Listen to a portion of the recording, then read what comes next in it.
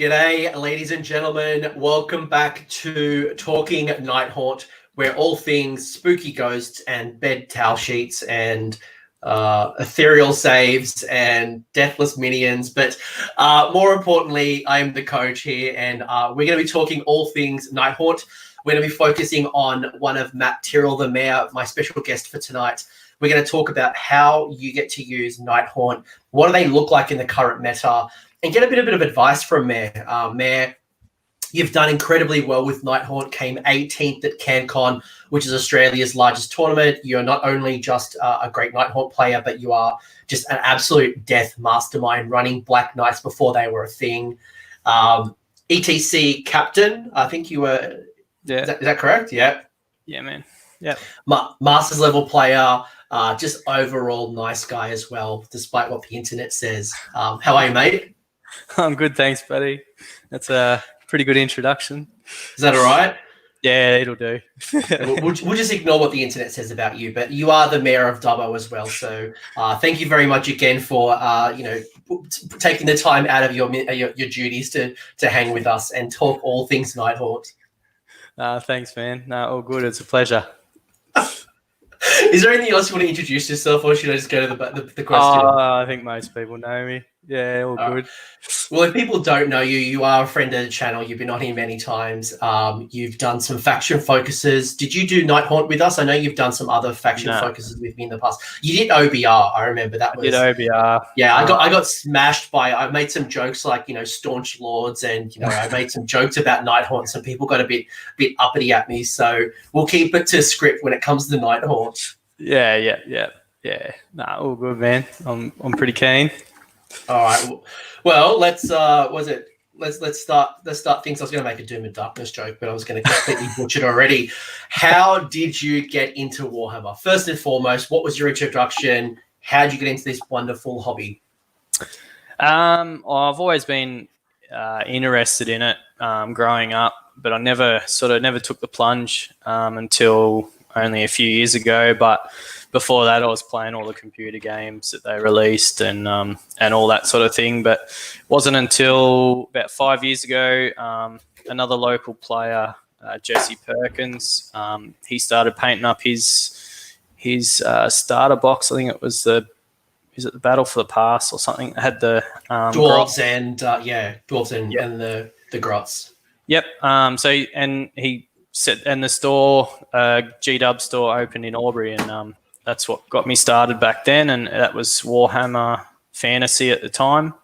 And I started on the Ogres, and had a lot of fun with them for 6 months or so while AOS was about to come out, and then it came out, and then and then jumped straight into AOS and haven't looked back. Been loving it ever since. Played a bit of 40k, mainly because most players around here are 40k, but didn't enjoy the game as much. Loving AOS, and that's sort of probably the best way I got into it. Yeah, that's the main way I got into it.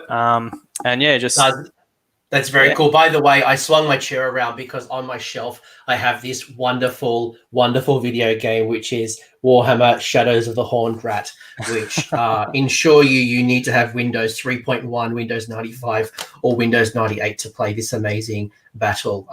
Make sure you've got a Pentium 90 megahertz or above. Classic. I love those Warhammer games. They were so good. How many CDs is it? I think this was only one CD, but it was an absolute cracker. This particular, it was like Empire versus Skaven. Part of my love of the Empire, and it was just amazing to play. But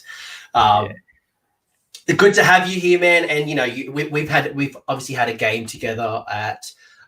We played at Border Wars where you were running. You're a long-term death player. You played at the Masters, which is the highest level in Australia. An invitational, best of the best, and very, very good. So I guess being that you are so good at this game, and you are very good. Why would you choose Nighthaunt? Why, at the world's largest tournament with 220 odd players, of all of the armies, whether it was Legion of Grief, even like to take this build and put it in Legion of Grief? Why would you choose Nighthaunt over every other build of death? It wasn't because I thought it was going to win. It was more the fact that only a couple of months beforehand at Masters, I did win Masters, and that was with OBR. Petrifix Elite. Yeah. Petrifix Elite. Boo. Is there any other? So, yeah, I played that tournament, and I enjoyed winning, but I didn't enjoy the way the interaction with your opponents was with that army. And coming up to CanCon, you tend to play a lot of players that aren't high ranked players, if you know what I mean, in the meta, and I don't want to take an army like that would just have opponents not enjoying the games. CanCon's that flagship event where whether it's your one big event for the year, whether it's you catching up with mates, it does bring literally everyone, not just, very competitive players play, but also that casual. So I can imagine, player experience is important to you. Yeah, that's right. And it's because it's such a big tournament with so many players. Going into game 3, even game 4, you still can be playing against players that might finish, at 100, position 100 or at a 200. So you're still playing against the non-competitive players, if you know what I mean. So I didn't want it this year. I just didn't want to do that. After winning Masters, didn't have that drive to want to win at CanCon. So Nighthaunt was an army that I bought and started collecting when it first came out. Like I got the limited edition Nighthaunt book, number 725 out of 750. So yeah, I've had them all along, and I really enjoyed the aesthetic of the army and just the way they look. I just love the models. But when it first came out, I just found that it wasn't the most competitive army. Well, personally, I didn't feel that. So fast forward a couple of years, a year and a half, whatever it's been, coming into CanCon, I had some really nicely painted models like the Black Coach and Lady Olynder and Kurdos and all the whole army that I took was all nicely painted. I'd painted it up, but I'd never taken it to a tournament. And it's probably, out of all my armies, it's the most nicely painted army I own. But I'd just never taken it to a tournament for the simple fact that where I live, I don't get that many opportunities to play in tournaments year round.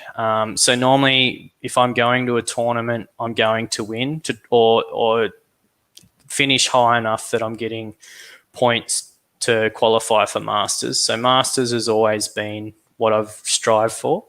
So therefore, after last year making Masters, this year was like, well, I don't need to strive for that as much. So coming into CanCon, as you said, one of the biggest AOS event in the world, I wanted to have a nicely painted army and just show it off to others in the community. And to have fun. Like I honestly went into that tournament. I drove up with Jesse Perkins and I was saying, like I was chatting to him the whole way. I said, if I leave the tournament 4-2, I'd be extremely happy. Like I wasn't expecting to win any more than like 4. Like I was extremely happy with 4 wins. So going into day 2, winning my 4th game and still 2 games to go, or my 3rd game, sorry, with 3 games to go, I lost my 4th game.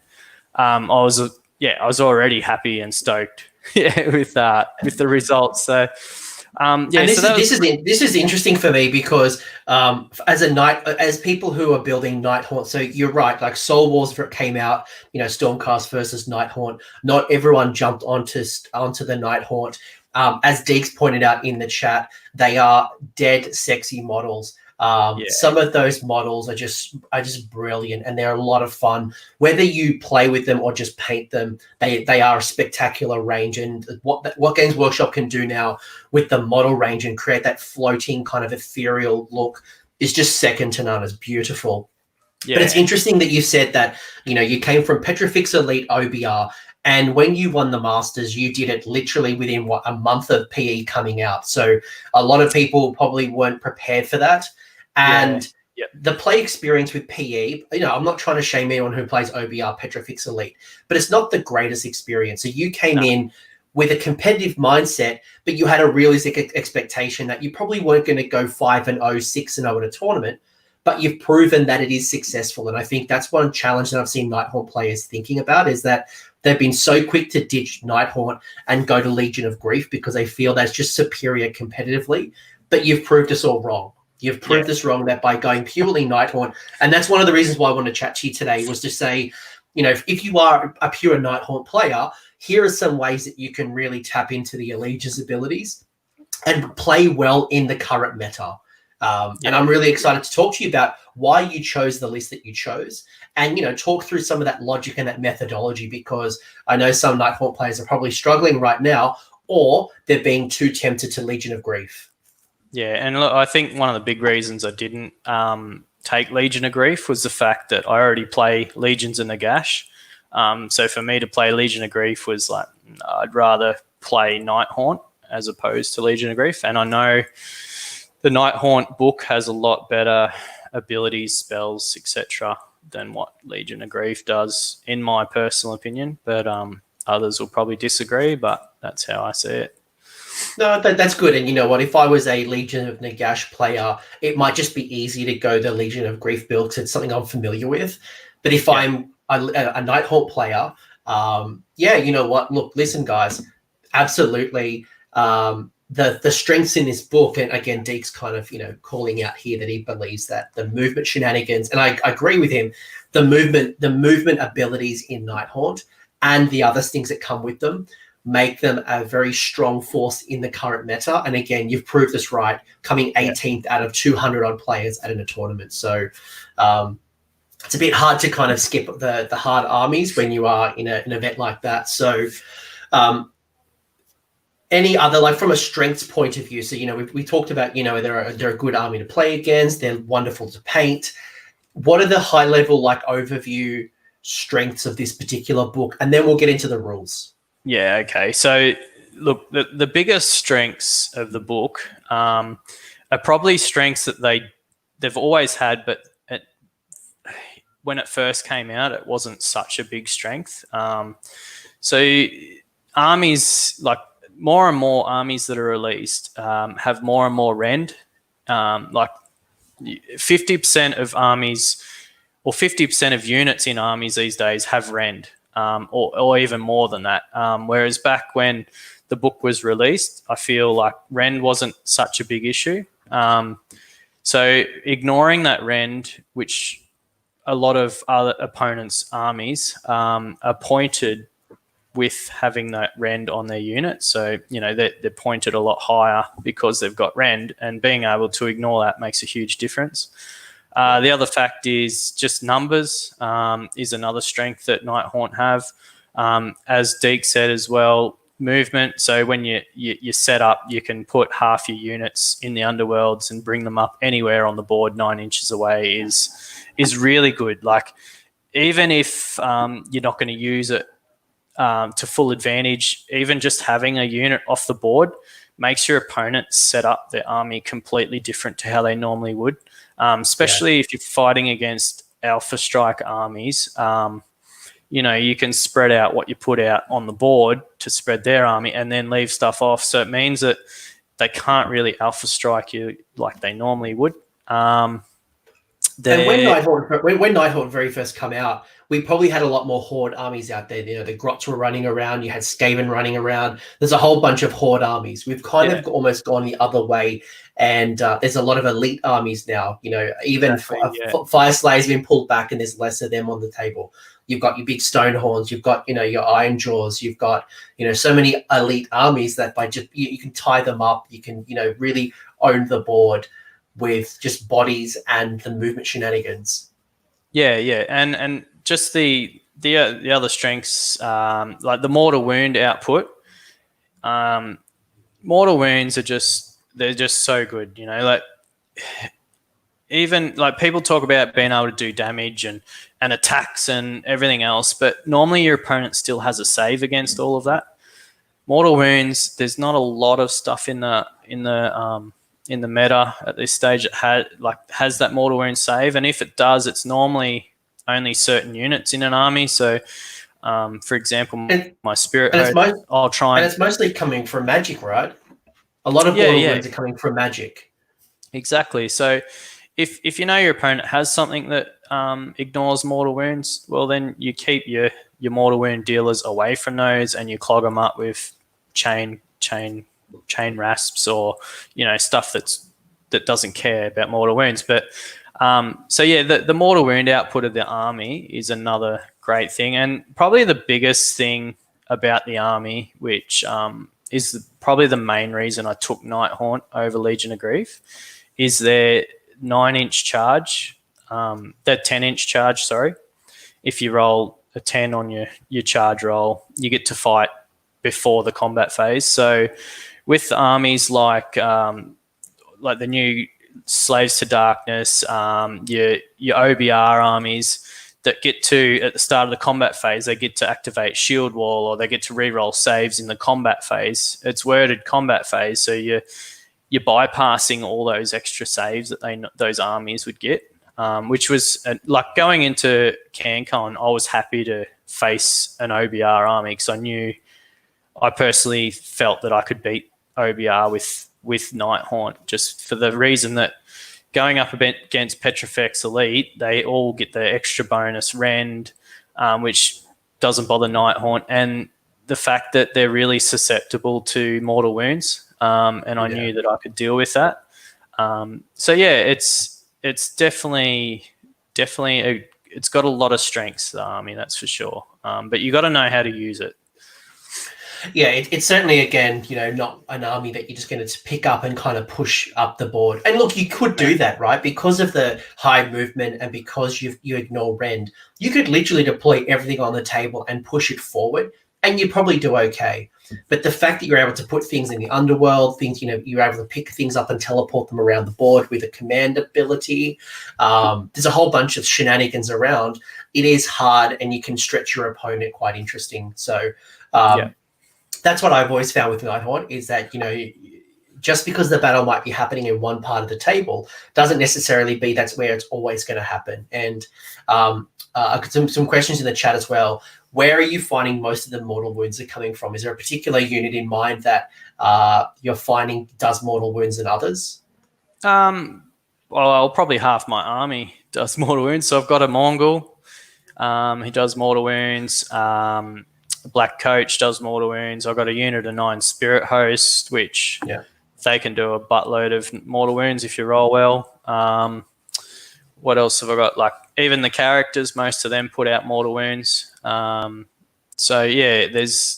definitely plenty of access. Look, it's not an army that pumps out a heap of damage, and you got to realize that. So you got to play smart, and you got to play around that, and work that to your advantage, sort of thing. Yeah.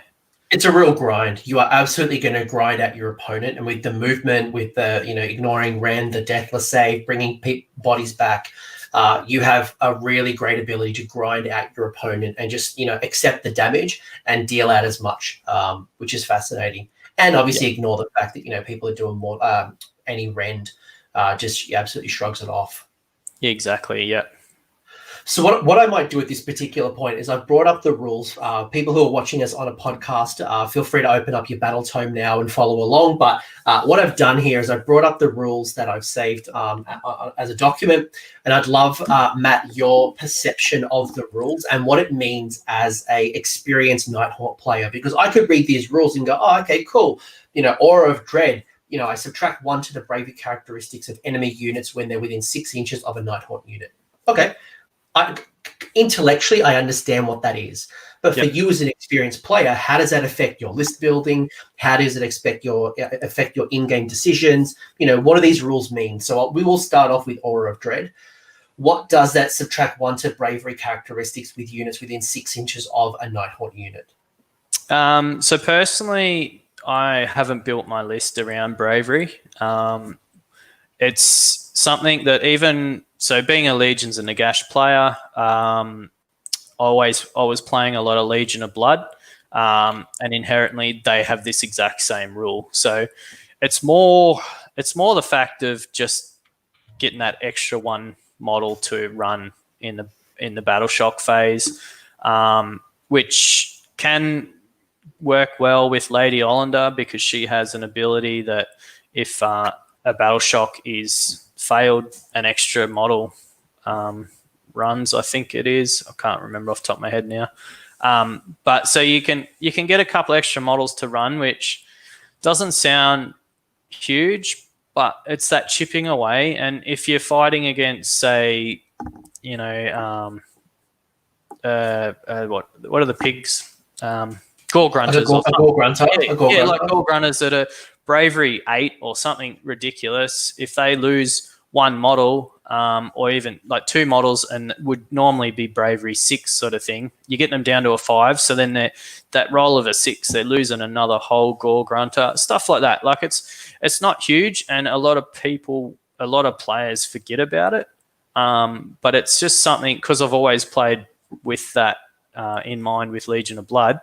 It's something I always remember. But personally, as I said, I haven't always built my list around it. But having Lady Olynder in my list, she has a scream that goes against bravery and stuff like that. So, it does work, but it's one of those, it's just another thing that adds to the army that it's not huge, but it chips away at your opponent. And it's just something that they always got to keep in mind.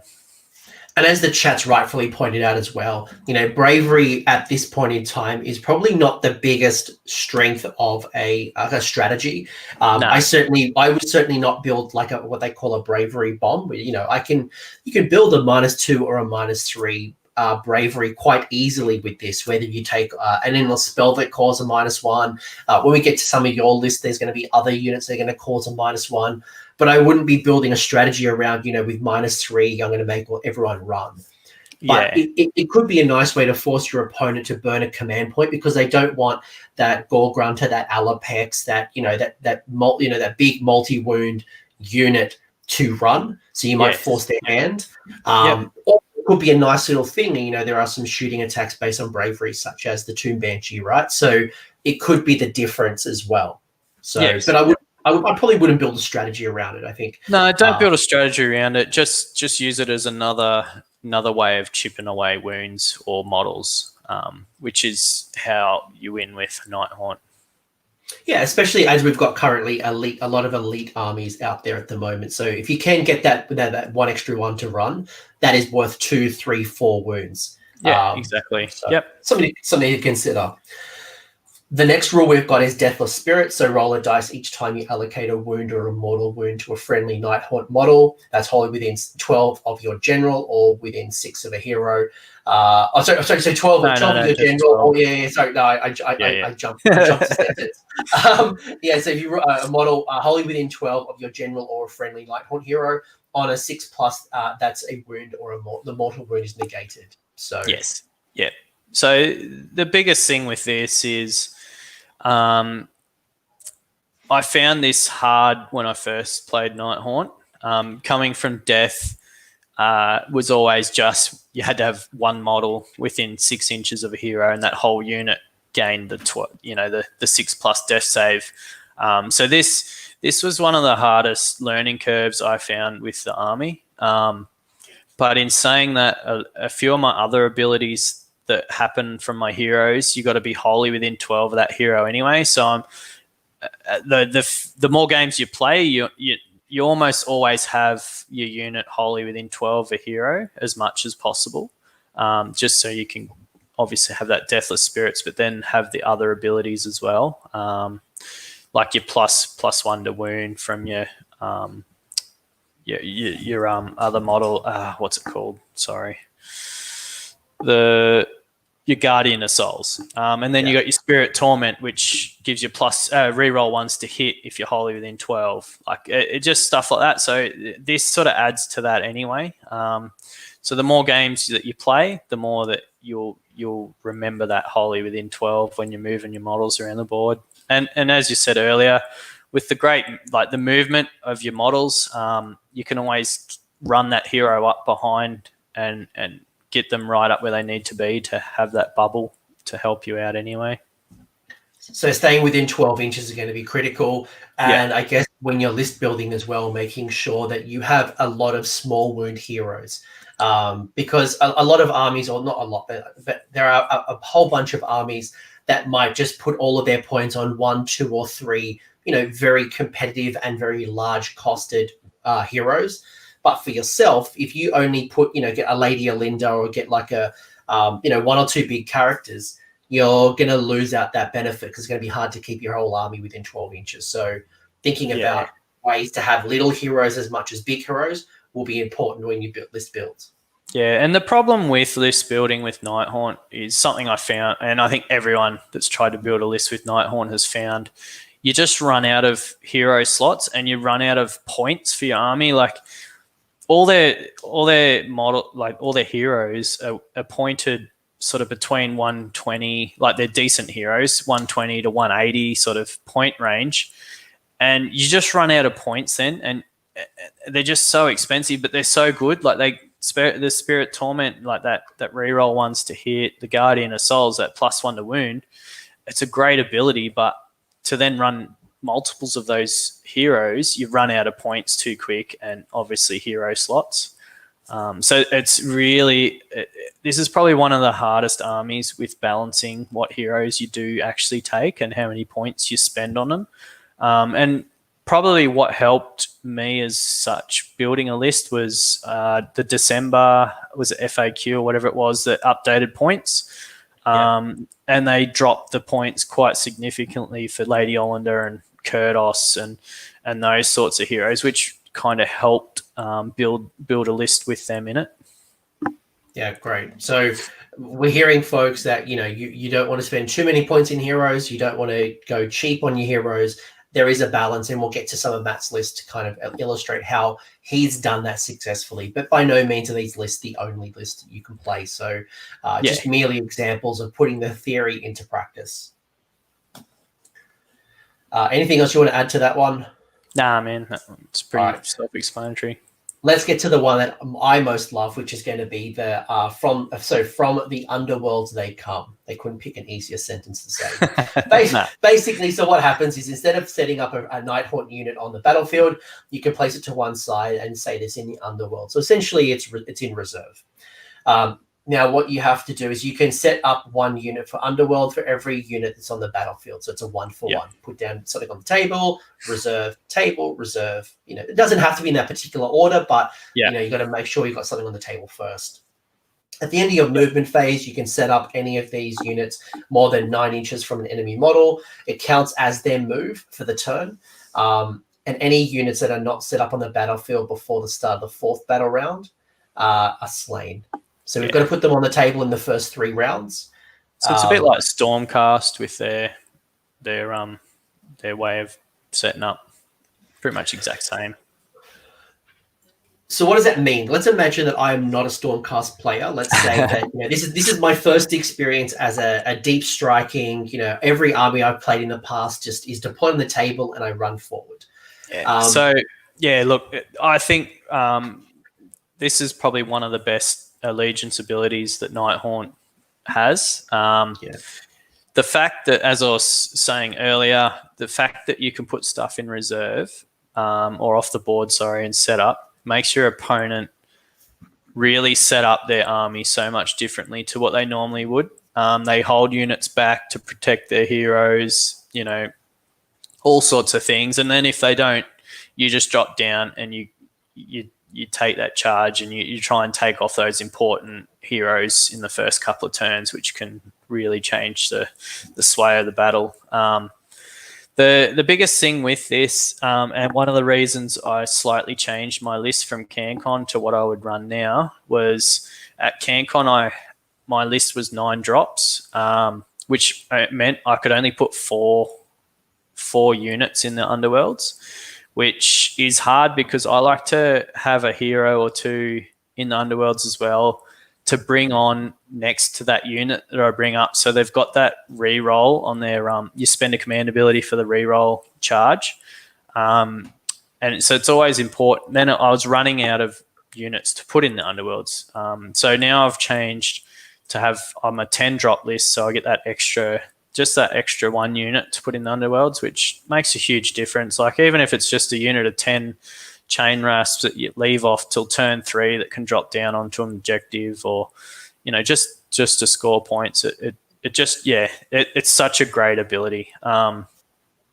Look, I always, unless you play Total Commitment, every game I'm setting up units off the board, just for those main reasons. And it's always different. Like, I don't set the same units up every game off the board. It depends on what opponent I've got, what army they're playing. For example, as I was just said before, if I know my opponent's got some really tough armor heroes that don't have mortal wound save, I might set up my Mourngul off the board, and hopefully get the first turn charge with him onto one of their really important heroes, and kill it. And if my Mourngul dies, it doesn't really matter. Like, none of my units in my army, I really care too much if they die. They're not pivotal to my army winning, but they all work. You know, they all work together in the end to win. But yeah, there's nothing in my army that, say for example, in my Legions of Nagash army, I had my big Vampire Lord on Dragon. That was my general. He was Ethereal Amulet, blah, blah, blah.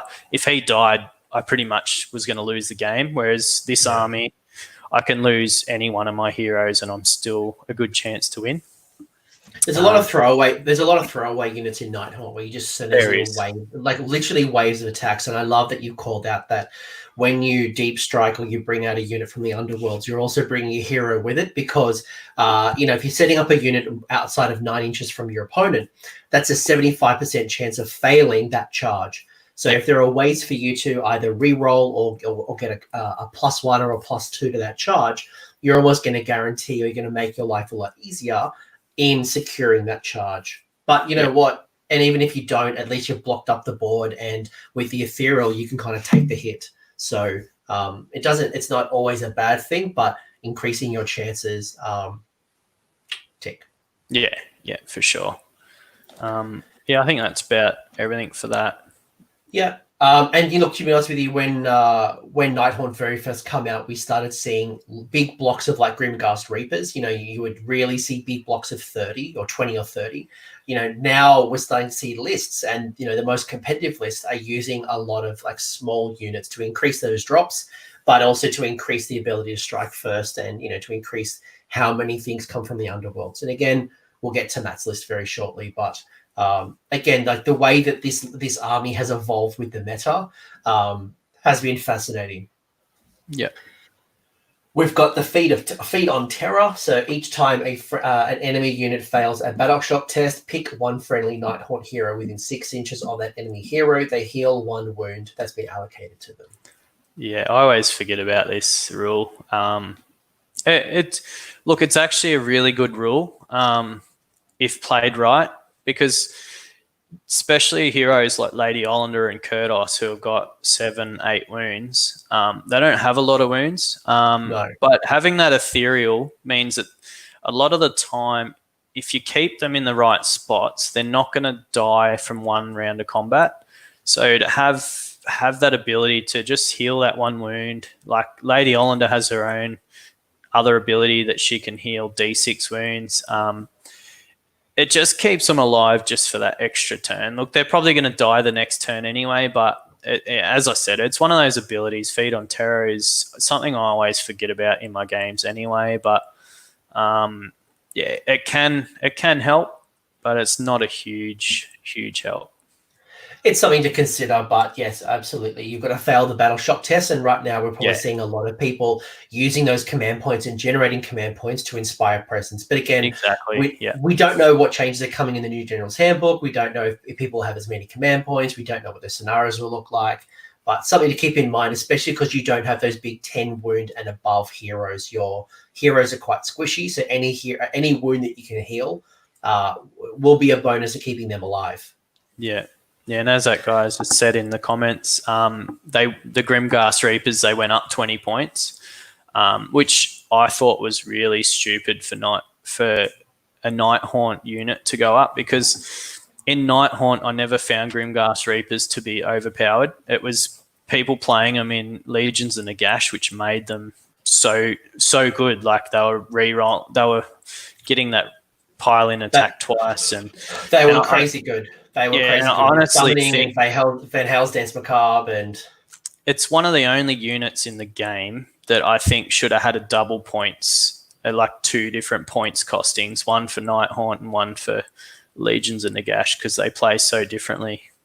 Look, in fairness, in my free guild general on Griffin got a points whack because people were running it with the Sword of Judgment, but now in Cities of Sigmar, it can't take the Sword of Judgment because I'm realm blocked to Gairan or by Akshi. So I feel the exact same pain. It's like the points now don't justify the means.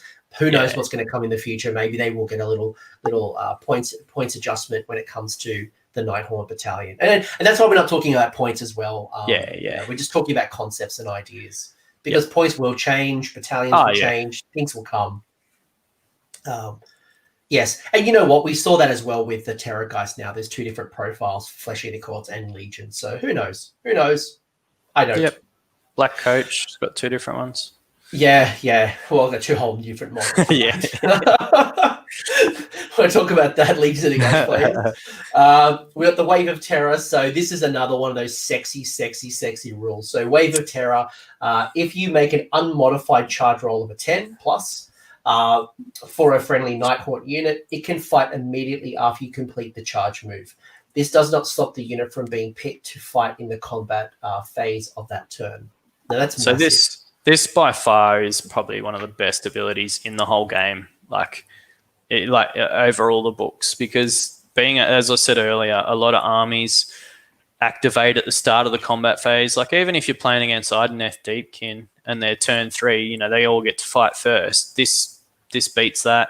OBR, they get to re-roll their save rolls, but they got to activate it in the combat phase. This beats that. So and the fact that you're getting to pile in and attack twice, it makes your Nighthaunt units that don't pump out a lot of damage, it brings them up closer to a normal unit that can put out damage. So as I was saying before, they're an army that chips away at your opponent. So if you're constantly chipping away and then you get a couple of 10-inch charges, you're actually pushing, like you're going through your opponent's army, and they're more than what you should be, and more than what your army is point costed to do. So the Wave of Terror, I find, is just great. Like, and that's another reason I take I'm a 10 drop list. That's another reason I take so many drops, because normally the way I play my army, that's up to 10 charges I've got every charge phase, and you're rolling a 10 plus. You're almost guaranteed to get 1 or 2 like 10 plus charges. And the fact that I try and play my army with as many command points as possible and save them.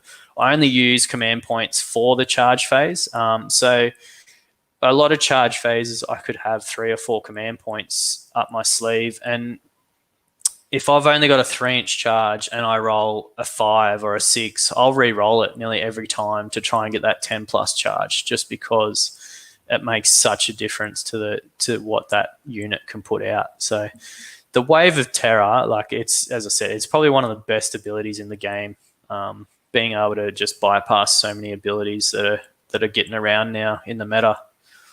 Yeah, and where I've seen this work really well is, you tap into, say, from the underworlds they drop out outside of 9, they roll that 10-inch charge, you then go in, attack first, and then get to attack again. Hopefully you got a hero around that's going to buff up whether it's going to be an additional attack or, make it easier to hit. And they can really dish out a whole bunch of damage. So really good rule.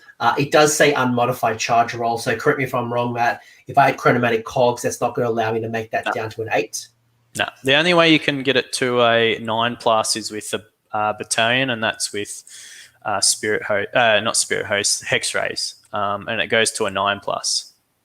So basically what that means is the 9 plus means, or the 10 plus means 10, 11, 12, not necessarily, because normally when we see like a plus behind that means just you can bring it 10, down. 11, 12. Correct. Yeah. The last thing you're going to get from this, guys, and you don't get any sub-allegiances, so you're not going to get like different parts of the Ghost world. Unfortunately, hopefully that's something that comes in the future. There were some new battalions that came in a White Dwarf, which were quite interesting, but this is kind of what you get. The last thing is going to be the command ability you get. So, actually, no, it's the second last thing. You've got the returning slain models. Yes. You have the command ability that you can use a command ability to study a movement phase. If you do so, pick a friendly Nighthaunt unit that's on the battlefield, remove this unit from the battlefield, and set it up wholly within 12 of your general and more than 9 from an enemy. It counts as their movement. Now, this has been an interesting tactic against me as well because I'm running up the board, I'm trying to clean this objective, and then all of a sudden, completely kind of pops away and goes into a corner and kind of goes for a late objective steal. Yeah. Well, and you can build lists around this ability. My list wasn't built around this ability, but it can be great. It doubles really well from the Underworlds they come. So if you leave your general on your side of the board, for example, and you have him pretty well protected with a unit or two, and you're bringing up your other units in the Underworlds in the back half of your opponent's board, take an objective or whatever you need to do, or you kill one of their units, and then your unit is sitting over there all on its own, like 20 inches away from anything else. You just pop this command ability, brings that unit back to your general, and then it can become useful again, as opposed to having a unit stuck out in the middle of nowhere for a turn or two trying to be relevant in the game. It can become really quite handy. But as I said earlier, it's not something I built my list around, but there is definitely potential builds that go well with the Harrow. What is he? The general? The Dreadblade Harrow. Yeah. Yeah. I remember playing at a tournament not long ago before we all shut down, and I had my big block of Phoenix Guard that were kind of marching up the board, and they were kind of like acting as a screen to my Hallowheart army at the time. And this Nighthaunt general had literally picked up a unit of, I can't remember, Chain Rasp. It was something small, not very many points. But then what it was able to do is then tag me at the back of my unit. So it essentially stopped my Phoenix Guard moving up the board. And that's a 500-point unit, essentially. So all of a sudden, while the other Nighthaunt was kind of coming at me from the front, these couple of models were pinning just enough to keep me in combat. It met me near my pile-ins, and everything kind of was messed up. Even just the way I kind of removed models from Battle Shock. So it is a nice little particular rule if you want to build around it. Yeah. You can definitely build around it, but as I said, even if you don't build around it, it still can be quite useful. It's a nice threat. Yeah. Finally, you've got returning slain models. So the slain models you return to the unit can only be set up within 3 inches of an enemy unit. If one or more models of the unit has returned already within 3 inches of an enemy. Yeah. So if you're in combat with a unit, with a certain particular unit, and you're bringing back your dead models, you can't chain them out to be in combat with another unit. So there are ways to bring back your ghosty boys. Yes. But what it's saying is, there are rules depending on if you're in combat or if you're not in combat and how you're able to bring back models. Because there has been times where in the old editions, you're able to bring back models and like chain them into combat, and then some shenanigans there. But yeah. Not like that anymore. No, not with Nighthaunt. Fair enough. Do you want to get into a list? Sure. Yep. All right. For it. So we've got 2 lists you've got for me. I'm going to zoom out here. This is a bit crazy. The first one you've got for me is your CanCon list. So talk to me about your CanCon list. Talk to me about why you took this particular build, and then we'll go into the different elements. So again, for the people who are listening to the podcast and can't see the visual, what we've got here is a Legion's Nighthaunt. You're coming in with the Guardian of Souls with the Nightmare Lantern, which has the Lore of the Underworld's Shade Mist.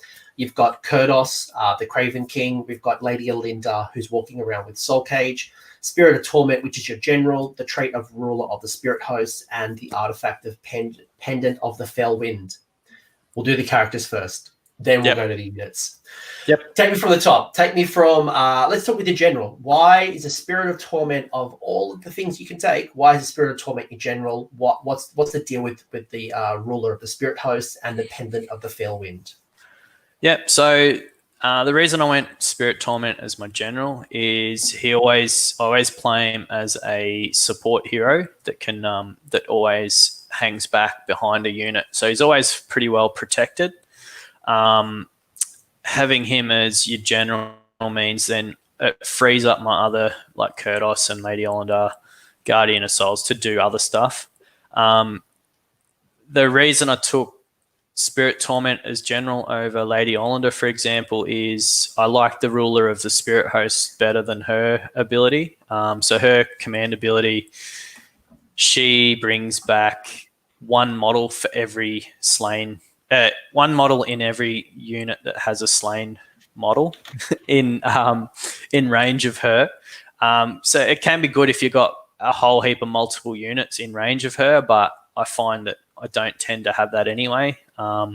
Ruler of the Spirit Hosts is really good when you're playing multiple numbers of actual Spirit Hosts. The way the ability works is you pick a unit that's within 9 of the general, so it doesn't have to be wholly within, and you return D3 slain models. So playing Spirit Hosts, they're 3 wounds each. You can bring back 9 wounds worth of Spirit Host, whereas Lady Olynder, she would only bring back 1, which is 3 wounds. So that's an interesting delineation you got there, right? So it's not we're not bringing back wounds, we're bringing back models. So all of a sudden those, and when I play Legions of Nagash, when I'm running with Spirit Hosts, they are really hard to bring back from the gravesite. I need a 5 or a 6 to bring them back. While with you, it's like, cool, I can bring back up to 9 wounds, which is massive. Yeah, and you combine that with your Black Coach. It has the exact same ability. It brings back D3 slain models as well. So you can potentially bring back 6 Spirit Hosts per turn. Also, the Spirit Torment has an ability at the end of the combat phase, at the start of the Battle Shock phase.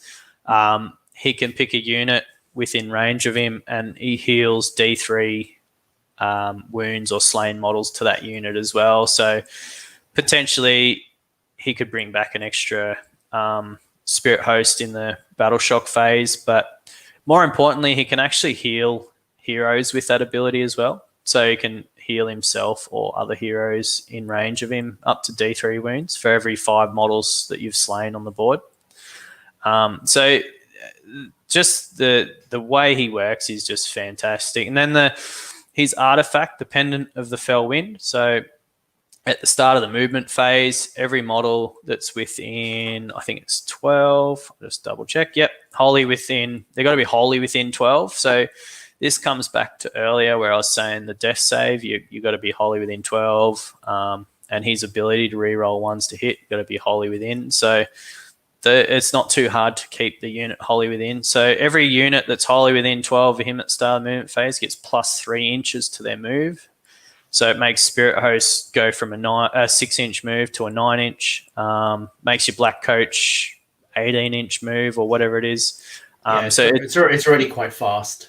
Yeah, so it's that plus 3 inches is awesome. And once again, taking an unnamed general in Nighthaunt just is so good because you get access to these abilities that you normally wouldn't. So yeah, just those 2 abilities plus what he can do with healing, and just giving. So the way I play normally is I run him with my Spirit Hosts. So the Spirit Hosts are the shield for him, and then he gives them the reroll ones to hit automatically. So Spirit Hosts, you know what they do with their 6s of mortals.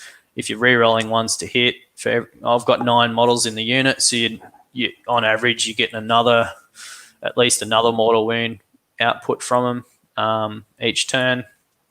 So yeah, they work well with him, but that's the main reason I take him as my general.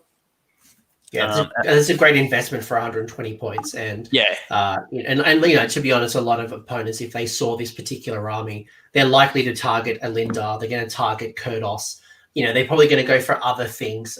Maybe not necessarily that 120 point Spirit Host or Spirit Torment. Sorry, but you've got the bodies to protect it. You're getting a Lookout Sir. You've got a little bit of magic.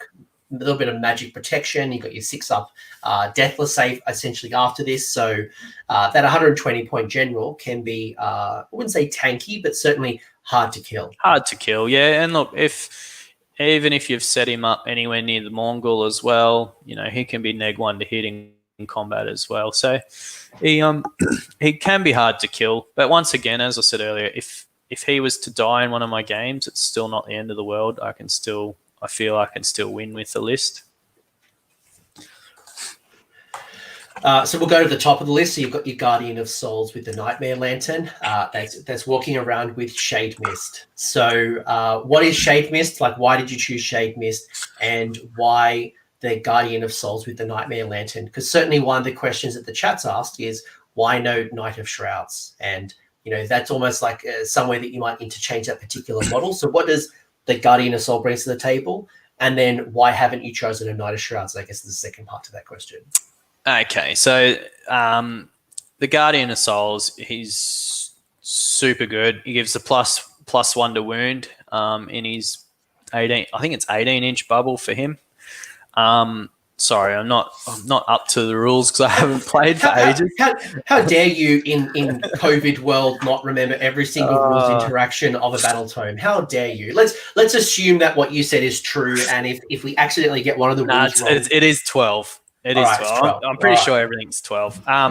So he gives the +1 to wound wholly within 12, which is not huge, but if you've got a unit of 40 chain rasps that are all within 12, they're wounding on 3s instead of 4s. It makes a huge difference. His War Scroll spell is really good. It can bring back D6 slain models. D6 wounds to a slain unit, So it can be D6 models for a chain rasp unit, or you could potentially get 2 spirit hosts back if you rolled a 6, I guess. So really good. His Shade Mist is a really good spell, and I use it more often than his War Scroll spell, and that is you'd pick a friendly Nighthaunt unit wholly within 12 of the caster. You subtract 1 from wound rolls for attacks that target that unit until the start of your next hero phase. So you can potentially, I normally cast it, I'll cast it on my Black Coach, for example, run him up the board as an alpha strike if I need to. He's then ignoring rend, and he's neg 1 to wound, which can be quite good. And another good combo is to cast it on your Mourngul and run him into combat. He's neg 1 to hit, neg 1 to wound. Makes it really hard to kill him. Shade Mist I find is a really good spell. And put it if I need to keep my general alive from shooting, make him neg 1 to wound as well is really good. That's the Guardian of Souls. He's pretty good. And what about we had a question from the chat around the Knight of Shrouds. Is there any particular reason why you didn't put the Knight of Shrouds in this list? And not to say that it's a bad model, but I'm sure you'd like every hero in the army. Two reasons. I don't have one painted. That's a pretty good reason. Well, this whole army was pretty much painted. All I had to paint was 20 chain rasps to finish it, I think, or 10 chain rasps. Personally, I find him can be quite lackluster in combat for what I like. He has a good command ability, but once again, it only works in the combat phase, so you're not getting it from the 10 plus charge. And also, it's a command point that I don't want to spend. So they're probably the two main reasons I didn't take, all three main reasons I didn't take Knight of Shrouds. But there's absolutely a reason you could put in. So again, it's not. Again, Oh, you can, yeah. And you not saying the Night Shroud is hot garbage and don't put it on the table. But no. You take it, you build your list around it. So, as I said earlier, my list is all about chipping away with wounds. If you want to take a list of, say, 30 Grimghast Reapers and you're giving them one extra attack in the combat phase, that's huge. But when you've only got units of, say, 10 Chain Rasps or even 9 Spirit Hosts, for example, getting an extra 1 attack per Spirit Host isn't going to change the world for spending a command point. So, yeah, they're the main reasons I didn't take a Knight of Shrouds over a Guardian of Souls. Oh, thanks for answering the hard-hitting questions. You've got Kurdos and you've got Lady Olynder. So why 2 named characters over some other more generic characters, and what are both of these bringing to the table? First off, I love the models, and my painted up ones come up really nice, and I wanted to get them on the table and showcase them.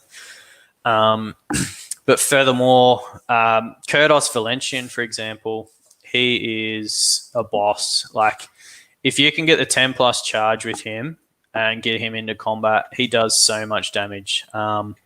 So for like his scepter, he's got 5 attacks, 3s and 3s. He can be 3s and 2s, or he can be 3s rerolling 1s if you've got the other heroes nearby.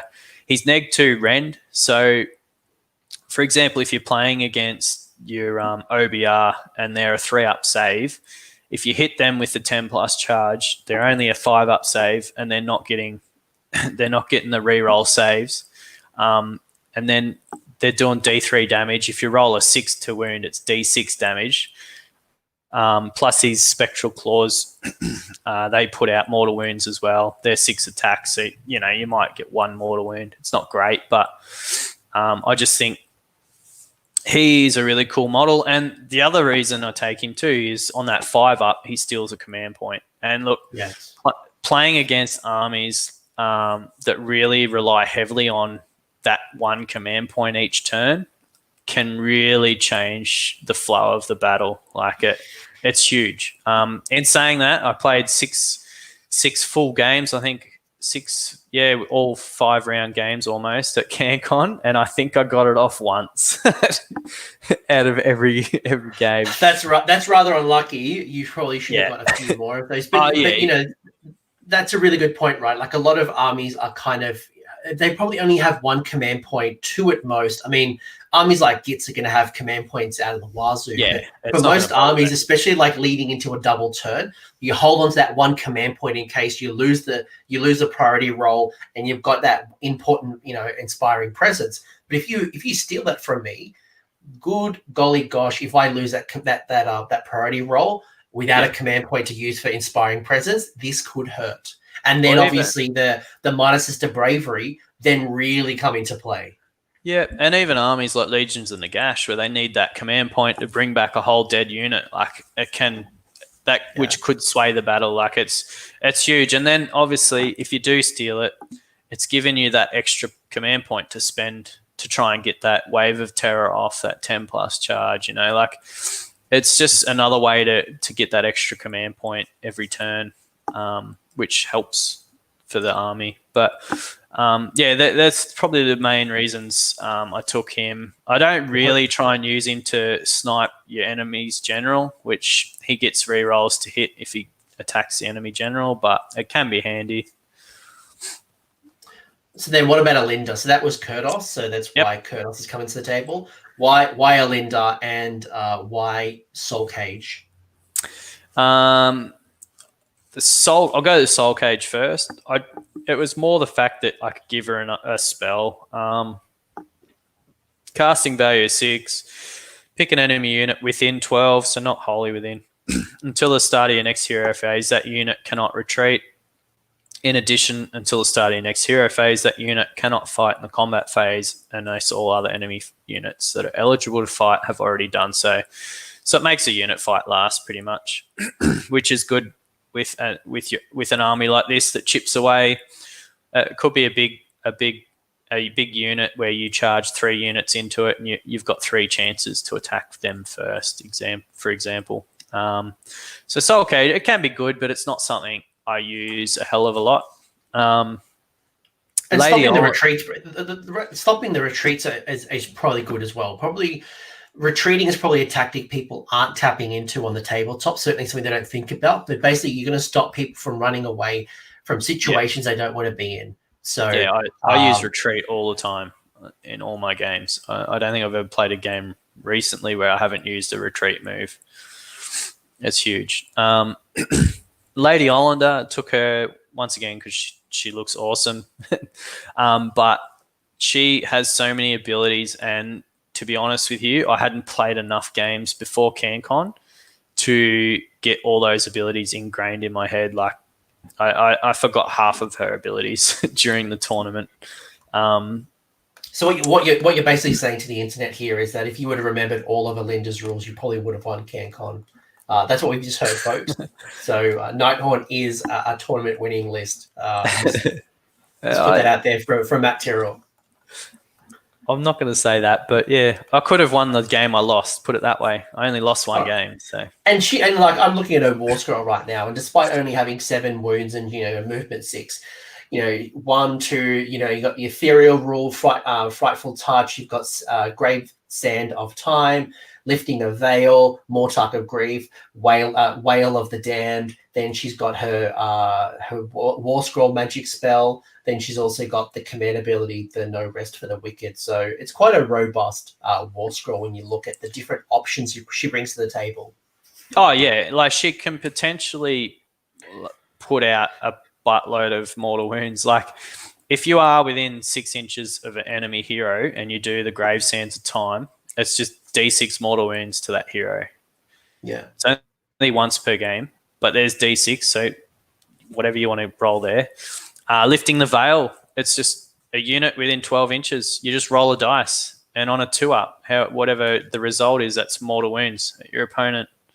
Mortark of grief, which I mentioned earlier, add 1 to the number of models that flee from a unit that fail battle shock. That's huge. Like if you play her right, you can have quite a few enemy units within 12 of her in the battle shock phase, and each one of those that fail a battle shock, and it's an extra model going.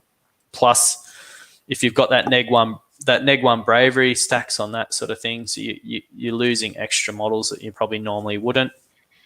Wail of the Damned, that's a bubble, so it's every unit within 12. You roll your bravery check against each one of those units, and then that's D3 mortal wounds if you pass the bravery. So you add all those up. If for example, you're doing that all against one hero, you could potentially be doing 12, 15 mortal wounds if you rolled extremely well, for example. Then plus the healing, right? So all of a sudden, like I'm looking at this war scroll, it's great utility value. She's going to be able to, with the ignoring of Ran, she's got some, a decent move. She flies. There's just a lot of stuff. It's going to allow you to have like really a multi-use tool that you can kind of move around the board and do what you need to do. Yeah, but you got to keep in mind you have to play her safe as well. Like you need her up the board, you need to run her up the board, but she needs to have a screen to keep her safe, because 7 wounds with a 4-up ethereal doesn't last very long. No, I would imagine that's true of all your heroes, whether it's Kurdos, whether it's just Word of Torment. Screens are going to be important. Making sure that you're getting those deathless saves, remembering that the heal where you can possibly heal is going to be important. Yeah.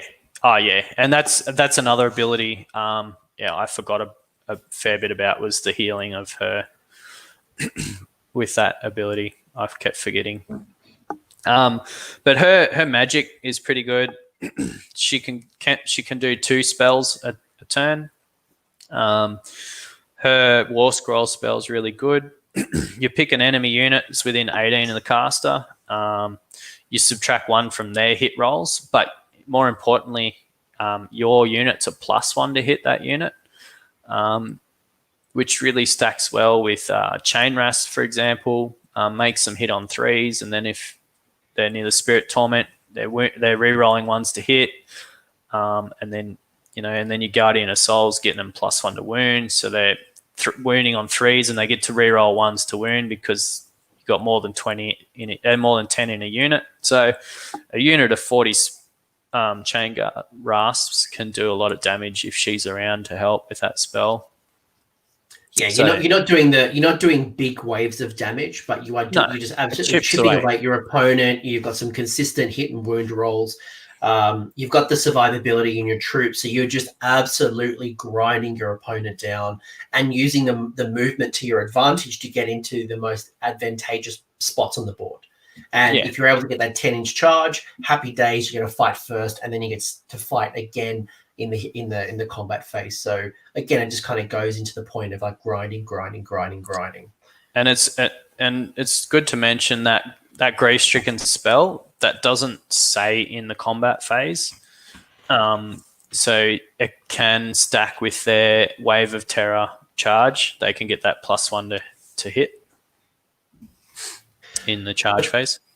Yeah. So from a unit selection point of view, you've got 40 Chain Rasp Horde that you've kind of started talking about already, but we'll go back to them. Got a unit of 10 Grimmies, the Grimgrass Reapers. We've got 9 Spirit Hosts. We've got a Black Coach. We've got a Mourngul.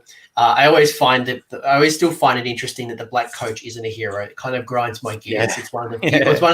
It's actually one of the biggest things that grinds my gears is that the Black Coach is not a hero. But take it away. It's super annoying too because you don't get that death. You don't get the death save. Like it's so annoying. That's what grinds my gears because your Black Coach, you want to act solo. You put it on a flank, you power it up, and then you just run it at your opponent. But not having the Deathless save is just silly. But take me to the Chain Rasp and then Grimghast. So why a big block of 40 as opposed to a couple of small units of 10 or 20? And what are they bringing to the table that, let's say, more Grimghast Reapers wouldn't?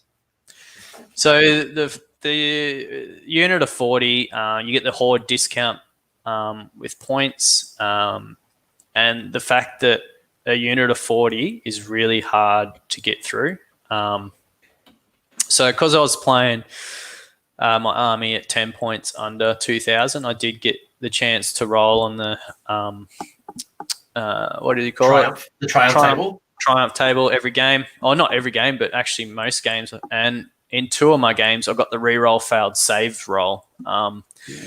In one game, I got charged, what was it? 9 Gore Grunters and a unit of,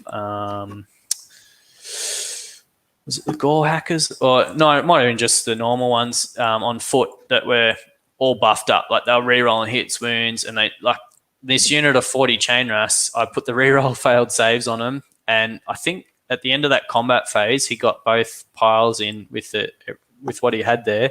I think I'd only lost 20 Chain Rasps, and it was like he even said to me, he goes, this combo that I do wipes out any unit on the board normally. And he goes, just that 5-up re-rolling, ignoring rend.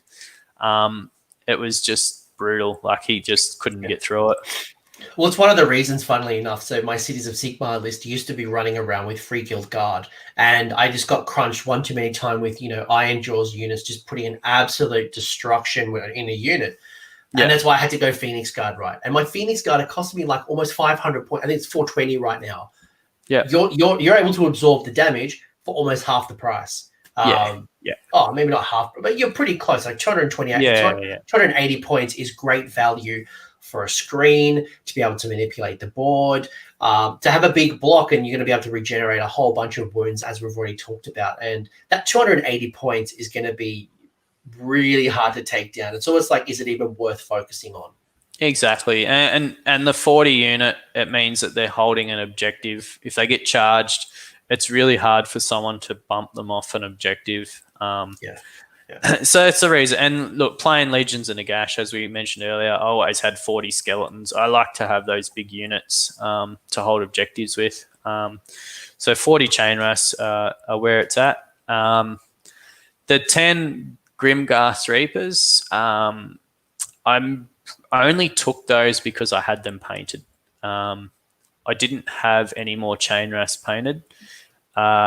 Since I made this list, I've dumped the Grimghast Reapers and I've taken 2. Stop! Don't ruin Christmas. We're going to show another list.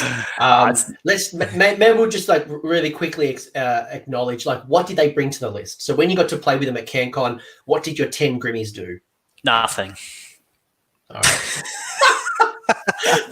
No, honestly, but when we did talk about like if you had the Knight of Shrouds and you had a larger block of 20 or 30, they probably combine to do more damage. 10 on their own aren't. Look, they're hard to play. They come into their own when you're fighting against horde units because 5 or more models they get to re-roll their hits. But if you're going into a horde unit or a bigger unit, you're not going to kill that unit, and that unit will kill you. So not with 10. No, that's exactly right. They're a 10 wound unit with a 4-up save. That unit's just dies. So that's the reason I've dropped them. But I just found and playing them at CanCon, I found that they were useless. They were pretty much objective grabbers. And for the same points, I can take 2 units of 10 Chainras Horde, and they do the exact same job, except I can get an extra objective. Yeah. So, the 10 Grimghast Reapers, I personally wouldn't take again, and I personally probably would advise not taking them if people are thinking of it. Or take them in like 20 or 30s. You either want to bump them up into 20s and 30s, or you got to take them in a big unit. Yeah, do something else like Nearmon Banshees, take some more Chainras Hordes, just do something that's not a small unit of Grimmies. But then the problem is they do start costing points. So if you bump them up to 20, there's 320 points. So they start getting expensive. Sure, and I mean, for some people, when we get to this list, the Mourngul, for example, is a Forge World model. So for some people, they might not have the Forge World model. Maybe then they put those 280 points into Grimmies. And again, this is the great thing about these lists, guys, is that we're just showing one of many different ways. If you love Nearmon Banshees, for example, or you love something else in the range, switch and season to taste. But this is just the list that worked for Matt. Yep. Got the Spirit Host. You got 9 Spirit Hosts. Lots of wounds there. They do mortal wounds. They got 3 wounds apiece. They're going to tie things up. What else do they bring to the table? Look, they're almost as good, if not better, than a 40 unit of Chainras Horde with holding back your opponent. I think I played against an Idoneth list that had a unit of 6 the defensive eels, and turn 3 got buffed up with the king to have an extra 3 or 4 attacks, and they charged into my Spirit Hosts, and I think at the end of that combat may have killed 3 or something. Once again, I think I might have had the reroll saves triumph in that game, he just couldn't do anything to him, and then they just did the mortal wounds back, which mortal wounded them off the board in the end. But 9 Spirit Hosts are bloody good. They're strung out. They take up a lot of board coverage because they're quite big bases, and you keep them in range. As I said earlier, of the Spirit Torment and the Black Coach, you can be bringing back 2 D3 of them every turn. You give them plus 3-inch move to them, so they're a 9-inch move. They're quite a good. They're a really good unit, and they're the core of my army. I play around that unit sort of thing. And it's the most expensive unit in my army. Those Spirit Hosts, I always had a unit of 9 in my Legions and a Gash list as well. I've always loved them. I think they're one of the better units in the game. But you got to use them right. You got to pick the targets with them as well if you're going to be aggressive. There's no point running them into a unit of Phoenix Guard, for example, because they're just not going to do anything. They'll just both sit there for the whole game. They'll just exactly. 2 unmovable walls just won't move. So it's pointless. But you run them into an Ethereal Vampire Lord on Zombie Dragon, and they're just gonna punch through that model. Or for example, in my last game at CanCon, I played against OBR and I charged them first turn into a unit of 20 Mortek Guard and with them and the Black Coach, and I wiped out that whole unit with pretty good dice rolls. But, you know, I think I had the Wave of Terror come off as well. But to just wipe out a unit of 20 Mortek Guard in one combat is no easy feat. But with them, it's actually quite easy. But yeah, you got to pick and choose your targets with them. Next up, you got the Black Coach. I love the Black Coach. It's something that, and I look at the Invocation of Death, which is a fascinating rule. You basically roll 3 dice, and basically for every round, so you roll 3 dice. On a 4+, it gains power level, and it just keeps powering up to 5 different levels, and these abilities stack. So it is a very swingy model, and I think that's one thing I've noticed with the Black Coach. I've played Deke a few times. Deke loves his Black Coach. And sometimes he'll get like a lot of power levels up by round 2, and he just like shoots it at me. But then there are other times where like he almost gets no power levels, and by round 2 or round 3, it's still only on power level 1 or power level 2. So it's not doing the full potential that he wants, and it has no Deathless save. It's not a hero, so it's a fascinating model. What does the Black Coach bring to your list, and why would you add it at 220 points? Because that is almost another unit of 40 chain rafts. Look, at 220 points, it's a steal. I think when it first originally came out, I've got the book here. I think it was like 280. I think it was much more expensive. 280. No, it was 280. Yeah. So for it to drop 60 points, it's sort of making it more viable. At 280, it was too expensive. But yeah, at 220, it's a really good cost. As you say though, it's very swingy. The way I was playing it in my list was to help bring back those spirit hosts in the first 1 or 2 turns if needed.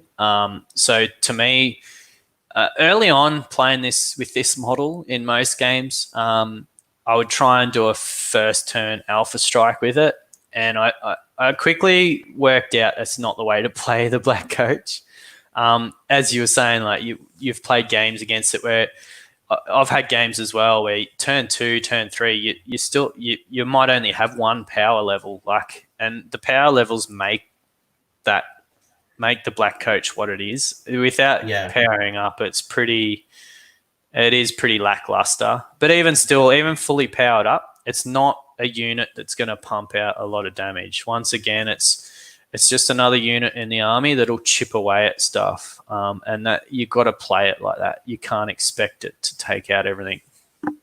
I mean, like when you look at level 3, for example, when you charge, it's going to do mortal wounds on a 2+. When it finishes the charge, when it gets to level 4, it's going to be able to retreat and charge. Level 5, it's going to, in your hero phase, you're able to do D3 mortal wounds to something within 3 inches. So it does another one of my cool stuff. Another one of those units in my army that does mortal wounds. I think was one of the questions earlier. A lot of the units in my army does mortal wounds, but it's none of them can overpower stuff really. They're just all chip damage. And the Black Coach has, a move of 14, which is awesome. It has 12 wounds. So it is probably the thing that has the most wounds in your army and some of the most speed. Before I go into the Mourngul, just a quick question from the chat is, with the Spirit Hosts having such large bases, do you find it's challenging to get all 9 Spirit Hosts into combat? Is that even important? Or how do you kind of work around these large bases? Yes and no, to important, and if I do. So a lot of the time, yes, I'm not getting them all into combat. It just depends. If I get charged, I normally have them strung out so I can wrap around a bit. But that means you can get tagged on the end, which sucks. But if it's your turn and you're doing the movement, you've got that 9-inch move with the Pendant of Fell Wind. So potentially the 9-inch plus your charge, you can normally wrap around units with them quite well. But a lot of the time it doesn't matter if you're not getting all 9 into combat. As I said, they're not a unit that you're always going to use to pump out the damage. They're there to do damage, but they're also there to hold up your opponent as well. So to have having 9 in the unit is really good because you've got that redundancy. For example, if your opponent does 6 damage, kills 6 of your spirit hosts, and you only got a unit of 6, well, you're not bringing any back. But having that unit of 9 and you lose 6, well, you're potentially bringing back those 6 in one turn. So I find 9 is so much better than 6. I just find 9 is almost impossible, or not impossible, but it's very hard for your opponent to wipe 9 in one turn. For opponent to wipe 6 is a lot more doable. And I have had that happen in quite a few games where I've lost 6 or even 7 in a turn.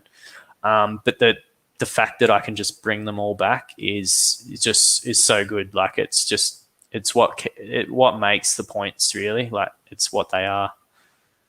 So you basically the having 9 and getting them into combat is not the strategy. You're building in redundancy. You're building in board control, and tapping into maybe dragging an additional unit and tying them up with this super durable unit. But not necessarily having to prepare and try to stack all the damage from this unit, because that's not the key. Yeah, exactly. Yep. Finally, the one that people may not be familiar with, because it is not, I don't think it's in the book. It's the Mourngul is not in the book. It's a Forge World model, so it is still currently available, folks. You can go into Forge World when Forge World reopen and pick yourself up a Mourngul. It is a cracking model, holding up this horse and just absolutely annihilating it. But we've already heard some of the benefits. It's got a -1 to hit or -1 to wound bubble, and a -1 to hit. And if I remember correctly, if it kills a model, it gets to heal back wounds. Like, this is a cracking model. I love it. Why did you bring it? Another model that I had in my cabinet was painted, and it looks really cool. Second of all, that -1 to hit bubble is really good. It only affects models within range of 6, and not units, which is a bit annoying at times, but it does help your list quite well. And the mortal wound, it's another model that does mortal wounds. So every 6 to hit is 2 mortal wounds. And when it's fully healed, it does 8 attacks. So potentially you're doing, on average, close to 4 mortal wounds a turn. But obviously you can spike that. And if you've got the reroll ones to hit from your Spirit Torment, you potentially get 1 or 2 more. So yeah, and he's a really good candidate to put in your from the Underworlds. He can pop up and kill off those heroes, or even pop up and take out half a unit in one turn. And the fact that he heals at the end of end of each combat phase. It's not the hero phase, so you're getting it twice every battle round. And all you got to do is kill 1 model, and he heals D3 wounds. He's a 4-up save, ethereal, obviously, and he has 10 wounds. So he is quite hard to take off the board. And the fact that he's -1 to hit, he's a really good model. He's 280 points. He is quite expensive, but I just liked the model, to be honest, and I just liked having him in the army. If you're a Legion of Nagash player as well, I've seen this model stack really well with Legion of Blood. With Neferata, plus getting a -2 bubble is brilliant. But obviously we don't have Nephi in Nighthaunt. But getting that -1, and it's again another durable piece. I brought him to Sydney GT 2 years ago, and I combined him with my had my Vampire Lord on Zombie Dragon. He was general. He had Aura of Dark Majesty, so he was -1 to hit in combat. And I had the Mourngul running with him, so he was -2 to hit in combat. He was ethereal, so he was a 3-up save. Yeah, he is good. But yeah, he's very expensive. That's juicy. And then obviously, and to kind of wrap this up, you've also got a command point. So we've already acknowledged that you've got a Triumph, and a lot of times at 1990, Anything else you'd want to talk about this particular list, or we'll kind of do a bit of a quick overview of the difference of, and you have submitted another list, and it's more about like what would a Nighthaunt list potentially look like? CanCon was the start of the year, so we've had Seraphon, we've had Wrath of the Everchosen, we've had Tzeentch and KO and all this stuff that's coming out. So what would a new list look like? Any final thoughts on that particular list, Matt, before we kind of quickly go over the last one? Yep. Look, I think it was a pretty well-rounded list, but you got to know you got to play it for the objective game, and that's how it's played. For example, quickly, my first game at CanCon was against Slaves to Darkness. It had Archaon, and I knew that this list can't kill Archaon. I know it can't, but the scenario we played was it 6 objectives or whatever it was. I knew I could take the objectives, and that's what I did. And I just ignored Archaon all game. Like he I baited him to one side with Olynder and that, and he killed him first up. But I wiped the rest of his army with the rest of my arm. Like, you got to know how to play it. And then by the end of it, Archaon was still alive, and I still had most of my army still alive because he couldn't be everywhere at once. So stuff like that, you got to know how to play the army, and you got to build your list around that. And that's the strength, is you're able to dictate the terms of the battle. You've got super regeneration ability, so you're going to be able to just absolutely tie things down. So whether it's Nagash or Lariel, these big point sinks in heroes, you're able to tie them up with something that's super durable. And, you've essentially taken out a, 500 or more points out of the game because just tying them up and just annoying the crap out of your opponents. Yeah. The last list you've kind of given me does have some commonality, but we've got some tweaks.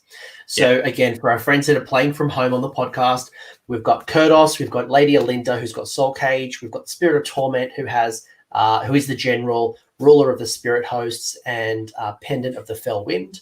We've got a Guardian of Souls with Shade Mist. That looks like all the same. Yep, all the same. Yeah, everything's the same. Yeah, except the only thing I've changed is the 10 Reapers.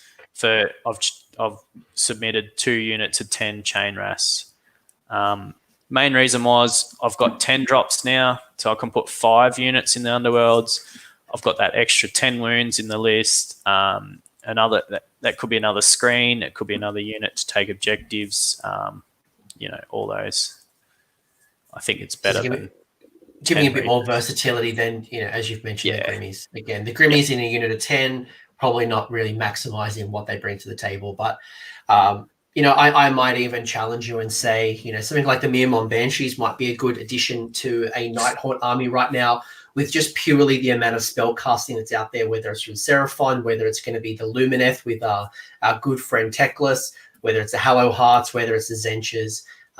This might be something you want to consider. So you or am I wrong? Oh no, you could potentially drop the Mourngul and take your 12 Mirmon Banshees. I think they're 210 points, and then with the extra 10 points you got spare, you'll have 80 points spare, so you could potentially take another unit of 10 Chain Wraths, or you could bump up one unit of 10 to 20. So if you don't have access to a Mourngul, I definitely would go down that route. I do like Mirmon Banshees; they are really good. I just couldn't fit them in my list. But if you don't have access to a Mourngul, that's probably what I would do. If I didn't have access to it, I would take the Mirmon Banshees and maybe another unit of 10 Chain Wraths. Just for that board control. So I'm hoping, based on this 90 minutes so far, that Nighthaunt players, whether you're new, whether you're an existing player, you're starting to kind of hear what Matt's saying around the strengths and tapping into the advantages and putting it into a list. And again, this is not the only list that you can play with Nighthaunt. Absolutely bring in, your Guardian of Souls, bring in, the different variety of units that you can bring to the table. This is just merely an example. Anything you'd want to add to that before I ask you my final 2 questions? No, I think we've covered most of it. I think, yeah, I think. And by the way, I need to acknowledge that you've got an awesome isolation beard going on right now. Something you don't normally it's have. getting there. Shout out to the ISO beards. Yeah. I think soon I'm going to start plaiting mine like a Viking, maybe get some jewelry in my beard. Mine's not long So the first question I've got for you before we bring it home is how does this army win? So again, objectives and opponents will always change, but at the fundamental core, how does a Nighthaunt army win a game?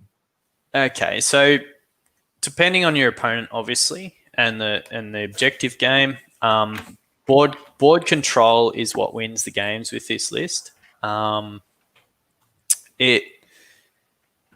You need to play the objectives with this list as well. You've got the numbers to do it, and your numbers are hard to push off objectives. But the fact you got underworlds, you can pop up anywhere on the board, so you want to always use your underworlds. And that 10-inch charge is it's a must to try and go for. If you've got spare command points, use them on your charge rolls. Like it can really change the game. But yeah, I just found that the board control is what wins the games with Nighthaunt. And retreat out of combat if you need to. Don't always stay in combat. The good thing with Nighthaunt is they fly, so you can retreat over your enemy and run to an objective if they're blocking you. That's another great thing with Nighthaunt is they ignore, in movement, obviously, they ignore terrain, they ignore everything. So, the fly ability, which I hadn't really talked about till now, is really good.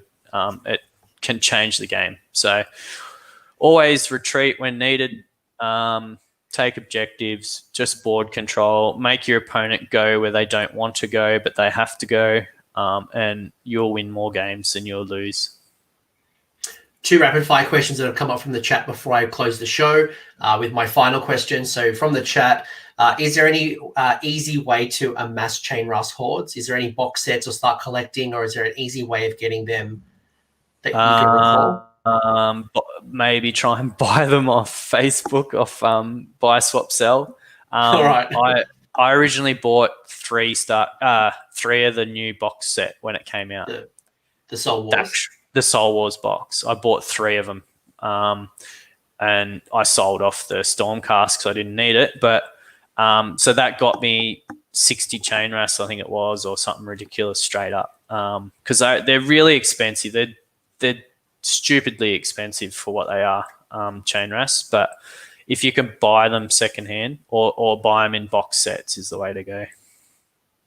Second last question, one from the chat, and then my closing comment is: what are your opinions and thoughts on Bladegeist? They're good. I've just had bad experience with them in the past. They're a unit that people take to pump out lots of damage, and I don't think Nighthaunt are that kind of army. Well, not the way I play it. If you want to play it that way, that's fine, and it does work. But the way I play it is more mortal wound output and more about chipping away and being where the opponent doesn't want you to be, etc. Whereas, Bladegeist, they need to be up in combat, they just. So I've played against a Bladegeist list that come from the Underworlds, and they did get the 10-inch charge, and it did hurt. It did hurt, but that was a sequence of events that you can't predict. So, so it's not a strategy you can build around, and if you can pull it off, happy days. But there's a bit of inconsistency. So if you are a tournament player, one thing that tournament players absolutely love is consistency and reliability. But it's got its place. But just know that you're not always going to hit the strike first. Yeah, exactly. Yeah, no, they're fan. They can be really good. You just got to build your list around them, obviously, because you want to take them. You want to take them in big units as well. They're a bit like the Reapers. And if you're in England, by the way, I think there's chain rasps in the Mortal Realms magazine as well. But we don't have that in Australia, so we're not going to talk about it unless you want to send us some from Australia to Australia. someone in the chat's having a laugh because they have 100 of them, so I'm just going to cry. Final closing comments from the show. With all of your experience now that you've played this book for a while and you've had success with them, what have you learnt from your experience playing with them that might not be obvious to someone picking up this book for the first time? Look, there definitely are, and I knew this right from the start, they're not a beginner's army. I don't think beginners can pick this army up and play really well and win games. They're an army that you need to know the game. You need to play quite a bit to be able to play them well. I think just more practice, the more practice you have with them, the better you'll be. But if you're picking this army up thinking that you're going to stomp your opponents every game, it's not going to happen. And some people want to play that way. Like that's what people play Iron Jaws or Idoneth, or they want to be able to try and stomp their opponent in 2 or 3 turns. But Nighthaunt's an army that you play to win on objectives points. And if you wipe your opponent, then hey, that's great. Like I at CanCon, I think 2 of my games I wipe my opponents, but that's not how I play the army. It just was a fortunate run of events that I end up wiping my opponents. But you got to play the objective game with this army. I will partially challenge you and say that I think it is a beginner-friendly army. And why I say that is because you ignore rend and you've got good movement. So you can run up the board and you can do some consistent damage. But to take full advantage of the army, I think you're 100% correct that, to be able to do the Underworld, to be able to, the buff ranges of 12 inches are quite restrictive. And I think it's easy to move out of the Holy Within. So that is not very user-friendly. No, but if you just want to do the fundamentals of just running up and having a good time with your mate, it's a great army. If you really want to tap into, I think it's kind of like it depends how you want to play. If you want to be competitive and you're only new to the game, probably don't pick this army as your first and only army. If you want this army for something that looks great, if you're a good player, yes, hell, like Ash McEwen, he's done awesomely well with Nighthaunt over the last year and a half. The army can be played really great, like really well. But as I said, I don't think it's a beginner's army in that sense of the word. In the other sense of the word, in the hobby sense, it definitely can be because there's a lot of contrast painting you can do with them. And if you just want to pick them up, have great looking art models and play against your mates for fun, hell yeah, go for it. I'm definitely not saying don't do that. I'm just saying from a competitive point of view, they're not a beginner army. Yeah. I just don't want to disencourage anyone who's picking this army up for the first time and thinking this is really hard. It's not, but to take full advantage, you're going to have to learn and master this and get really good. But the good thing as well is I remember Vince Venturello and Warhammer Weekly of Fame, they did like a bit of a survey and a poll, and Nighthaunt was either first or second when it comes to aesthetically one of the armies that people just absolutely love. So you're buying this not just because it's a great army, it's fun to play, but it's nice to paint as well. And we spend more time probably painting our models than we actually do gaming. So I think that's important to recognize. And whether you are a new painter and you just want to put contrast down for the first time, or you're an experienced painter and you want to just do an absolute cracking job, this army is great in my opinion. Yeah, like I think my Black Coach, I spent over 30 hours painting it. It was a marathon. It looks good, but and I think to bring this home, there's a question around which death army would you recommend for scrubs? I imagine that's a reference to a new player or maybe a doctor. Maybe you are a doctor. In that case, you do what you want to do. But I think death is just generally a fun army. Whether you go Flesh Eater Courts, whether you go Legions of Nagash, whether you go Petrifix OBR. Because there's no other way to build OBR than Petrifix Elite. Look, and Fex, if you want to play death and have an easy army, I think Fex pretty easy as well. Even Legions of Nagash is not an easy army. Like it is easy, but it's not. But I think Feck and OBR are probably the 2 easiest death armies if you want to play easy mode. let's bring this home. Is there any shout outs if people want to find more about you? I do have the mayor's Twitter handle in the description, so please make sure to go follow this man. He is a brilliant mastermind in all things death. He is a wonderful hobbyist as well, so definitely worth the follow. But if people want to find out more, they want to ask you things, where can they find you? Yeah, so obviously on Twitter, I'm on Facebook, but that's probably more of a private account or personal account. But yeah, you're kissing babies and shaking hands for old people and doing mayor things that you do. Although you don't kiss babies and shake hands in COVID right now, because that would mean you're breaking social distancing rules. I drink bleach. I'm fine. All right. Well, you're in the death groups. There is a Nighthaunt group. There is a Grand Alliance death group as well. So yeah, I'm in the group. Check them out.